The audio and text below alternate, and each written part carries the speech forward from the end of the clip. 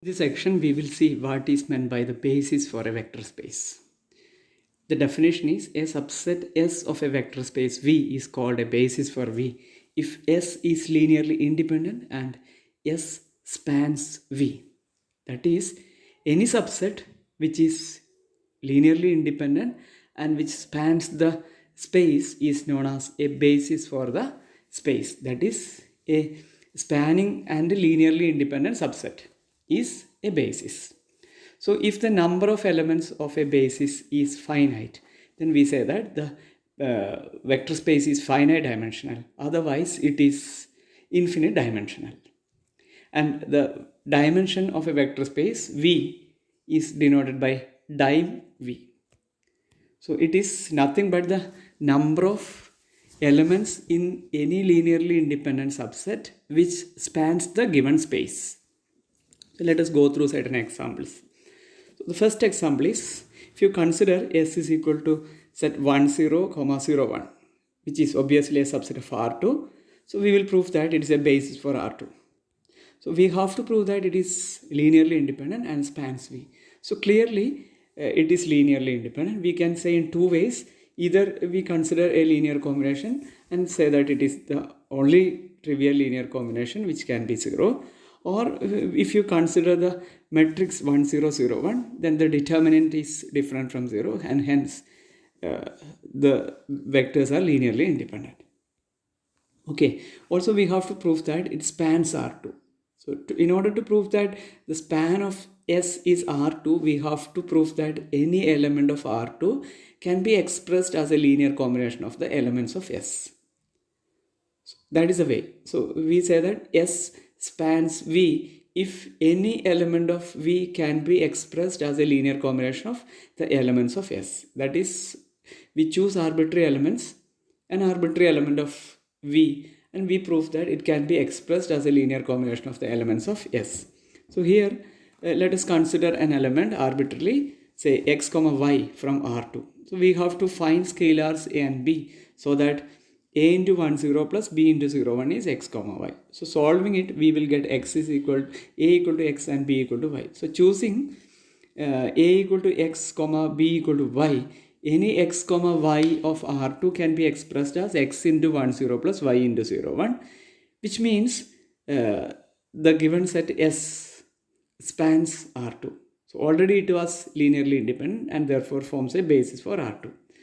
And hence by the definition, dimension of R2 is equal to 2. So let us consider a subset of Rn. So the set E1, E2, etc. En, where Ei is the element 0, 0, etc. 1, 0, 0, etc. where 1 occurs at the ith place and 0 elsewhere. So this basis is known as the standard basis or the natural basis for Rn. So as we proceed, just in the first example, we can prove that it is linearly independent. Of course, the matrix, if you consider, it is the identity matrix. Therefore, there are no 0 rows. Therefore, it is linearly independent. And any x, y, z, x1, x2, etc. xn of Rn can be expressed as x1 into E1 plus x2 into E2 plus etc. plus xn into En. Therefore, it spans 2 and hence is a basis. Now, let us consider another subset of R2 which is linearly independent and spans R2. So if S is equal to set 1 comma 1 and minus 1 comma 2, we will prove that it's a basis for R2. So first we have to observe that the set given is a subset of the space R2. So naturally it's a subset of R2. So if you consider the matrix, it is linearly independent. Also, if you choose an x comma y in R2 arbitrarily, then any linear combination equal to x comma y of 1 1 and minus 1 comma 2 will imply a equal to 2x plus y by 3 and b equal to y minus x by 3. That means any x comma y of R2 can be expressed as 2x plus y by 3 into 1 comma 1 plus y minus x by 3 into minus 1 comma 2. That is, an arbitrary element of R2 is expressed as a linear combination of the vectors in S, and therefore it spans R2. Hence is a basis for R2.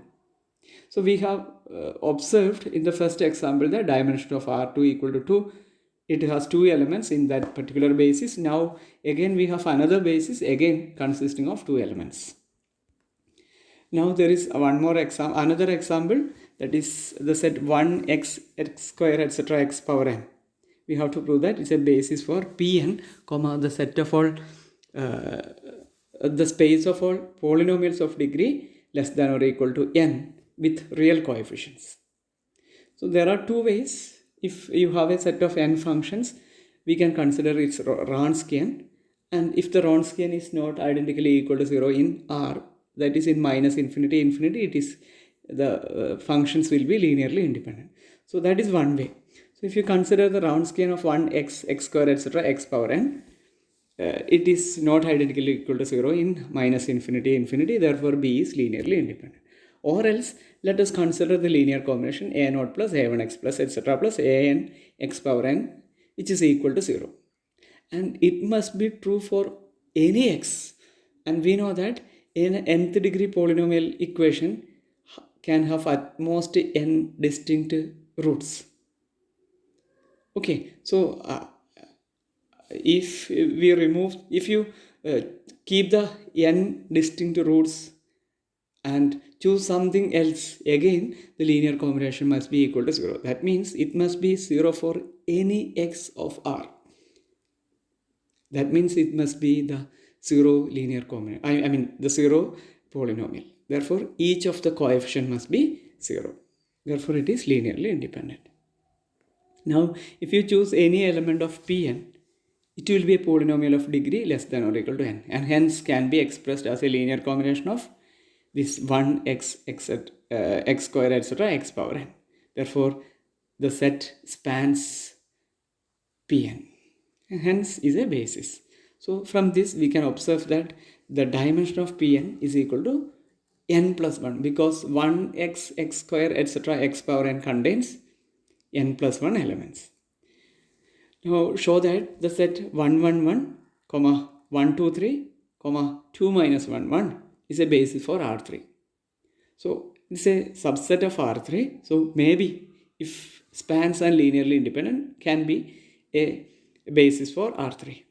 So we will prove that it is linearly independent, and any element arbitrarily x y z in R3 can be expressed as the linear combination x plus y minus z into 1 1 1 plus minus 2 minus y plus 3z by 5 into 1 2 3 plus x minus 2y plus z by 5 into 2 minus 1 1. Therefore S spans R3 and hence is a basis for R3. The next example is, consider the four matrices M1, M2, M3, M4, where M1 equal to 1 0 0 0, M2 is 0 1 0 0, etc. So it is a 2 by 2 matrices where Mk is kth entry, M1 is M3 is 0 0 1 0, M4 is 0 0 0 1. It forms a basis for M2, the space of all 2 by 2 matrices. So if it is a basis, then we can immediately conclude that the dimension of the 2 by 2 space of all 2 by 2 matrices is 4. So easily we can prove that it is linearly independent, because any linear combination AM1 plus BM2 plus CM3 plus DM4 equal to 0 will imply each of the coefficients A, B, C, D are zeros. Therefore they are linearly independent. And if you choose any A11, A12, A21, A22, an arbitrary element of M22, then it is the linear combination A11 into M1 plus A12 into M2 plus A21 into M3 plus A22 into M3. Therefore, an arbitrary element of M22 is written as a linear combination of the elements M1, M2, M3 and M4, and hence any element of M22 can be expressed as such a linear combination, and hence they form M22, and therefore it forms a basis for M22. Okay. Again, from this dimension of M22 equal to 4. In fact, if you consider the space of all M by N matrices, real matrices of course, these are under our consideration, the set of all M by N matrices, then that forms a vector space under usual addition and multiplication of this matrices.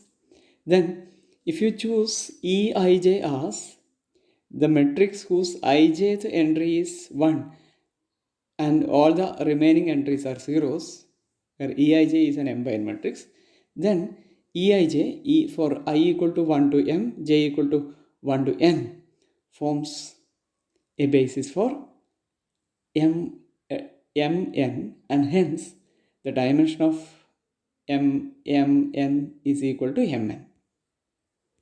Okay. One more example.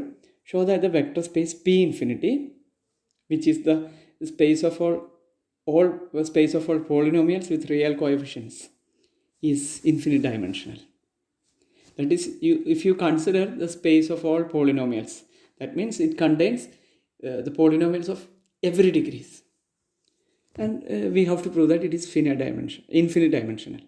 So on the other hand, suppose it is finite dimensional, so there will be a finite basis. Say S is equal to P1, P2, etc., Pk. Small p1, p2, etc., pk, where each pi is a polynomial.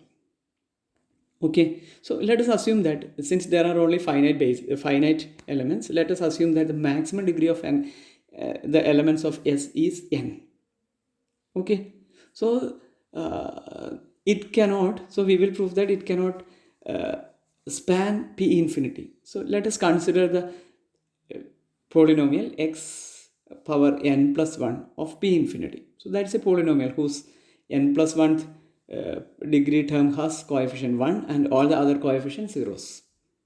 So what the idea is, we will consider some polynomial of degree greater than those contained in S. Okay, then no linear combination of the vectors p1, p2, etc., pk can span xn plus 1, because to get x raised to n plus 1, either we have to multiply x raised to n with x, which is a vector multiplication, which is not possible here. So we have only the linear combination, which means we have the coefficient scalars, and the linear combination cannot span x power n plus 1. Therefore, by the assumption there is at least one element of P infinity which is not a linear combination of the elements. Therefore, P1, P2, etc., Pk cannot span P infinity. Okay. Therefore, such a finite basis cannot exist. Therefore, its dimension is infinity.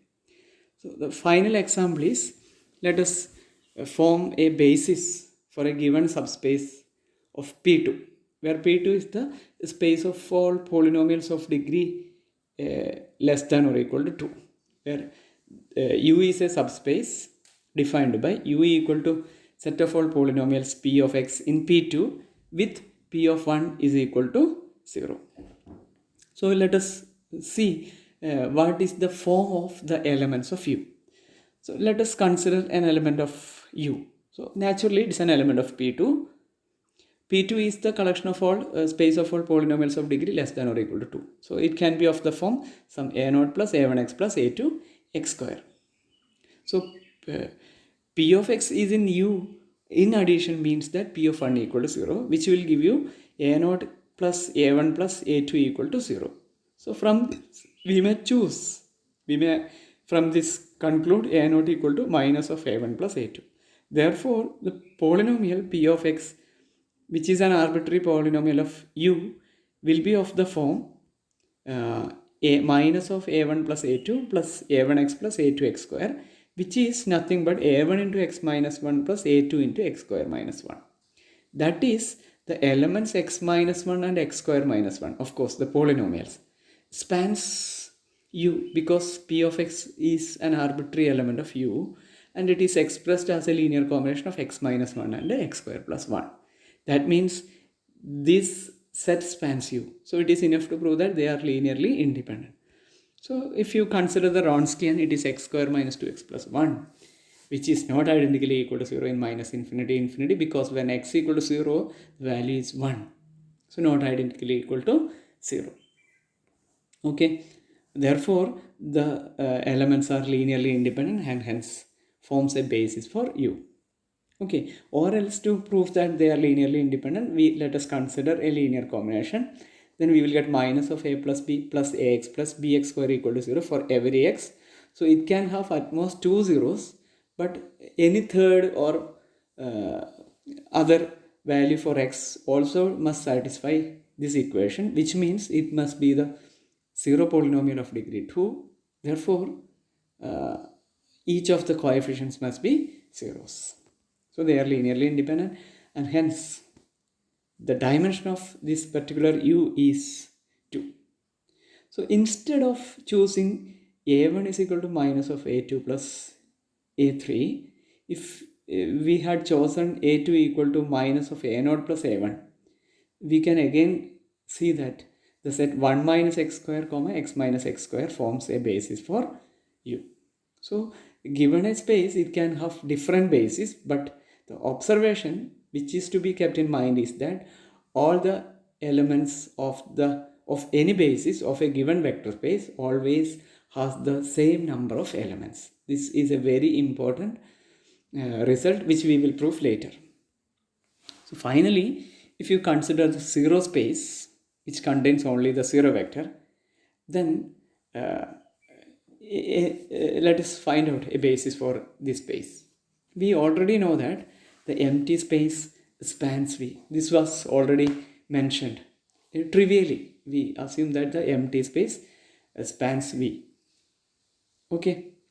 Also, phi has no elements. So the set's empty set phi is linearly independent. So if it were linearly dependent, we could choose two elements whose non-trivial linear combination is 0. But since there are no elements, it is trivially linearly independent. Okay, therefore phi is a basis for the zero space singleton 0, and since phi has no elements, dimension of singleton 0 equal to 0.